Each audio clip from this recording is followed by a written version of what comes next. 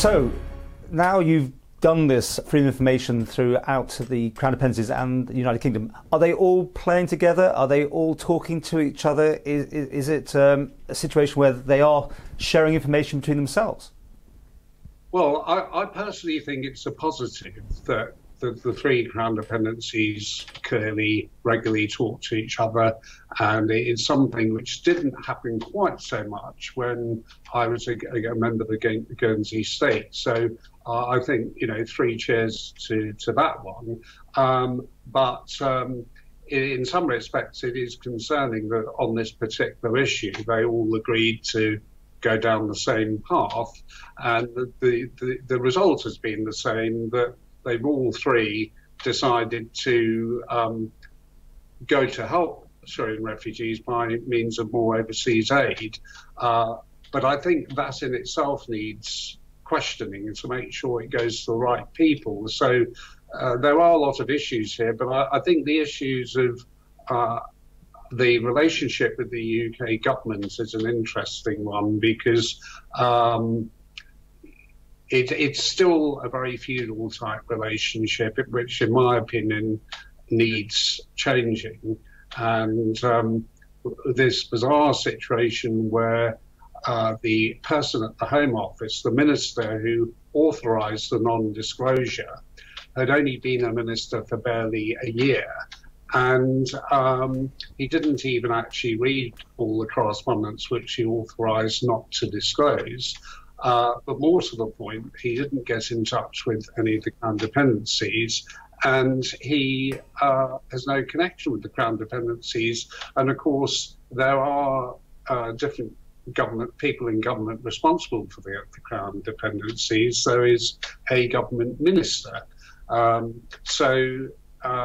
It does sort of open the door to the mystery of the relationship between Guernsey, Jersey and the Isle of Man and the Home Office and other government departments. Okay, just to finish with that, I mean, how many freedom of information requests do you make a year? Because obviously in the Isle of Man, I think one person got called vexatious because they were doing so many. Are you likely to be in that category?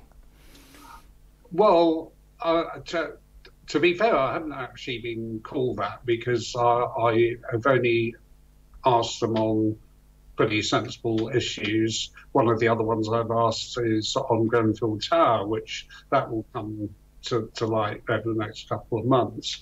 But the problem is, if you have to persist, that means you're not getting the right answers in the first place. So maybe it should be turned around and people should be asking why departments like the Home Office are so difficult.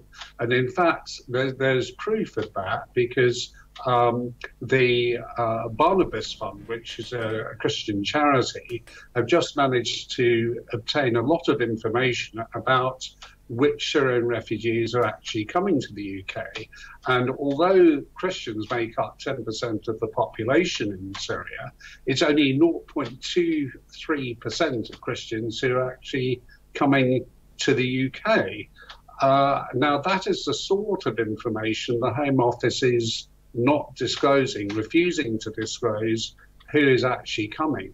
But the Barnabas Fund had to threaten to take the Home Office to the High Court to have this information revealed. So it's pretty well known that the Home Office is using the laws to do as much non-disclosure as possible. And this is something everyone needs to be concerned about, the three Crown Dependencies as well.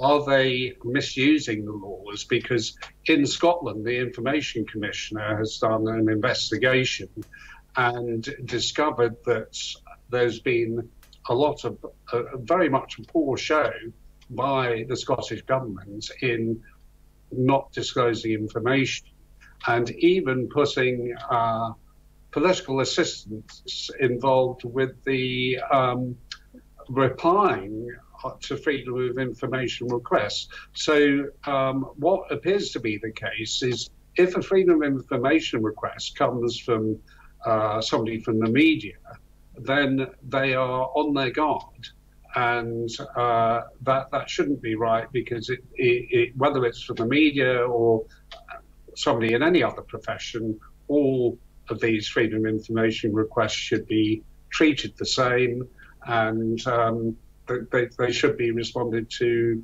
correctly, in my opinion. But I think it will probably concern people in the Crown dependencies that there is this lack of transparency.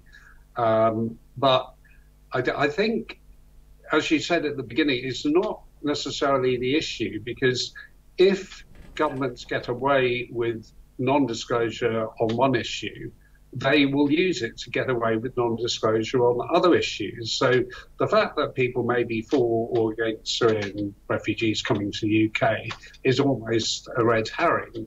The real issue is disclosure of information. That's the really important issue on this. And yes, everything's died down because all three governments decided not to take the refugees for broadly the same reasons. But there are other question marks, like in whose interest was it to not disclose the information? Was it in the interests of some politicians who were due for re-election? And it's interesting that all three Crown dependency senior levels of government have all changed. There's three new chief ministers since this all came about. So, and in Guernsey's case, the decision not to take Syrian refugees was taken 3 months before the general election. So you have to look at all these issues. Who is actually being protected, in whose interest is it not to have disclosure? And of course, in the case of the Home Office, they've had three Home Secretaries in a very short space of time.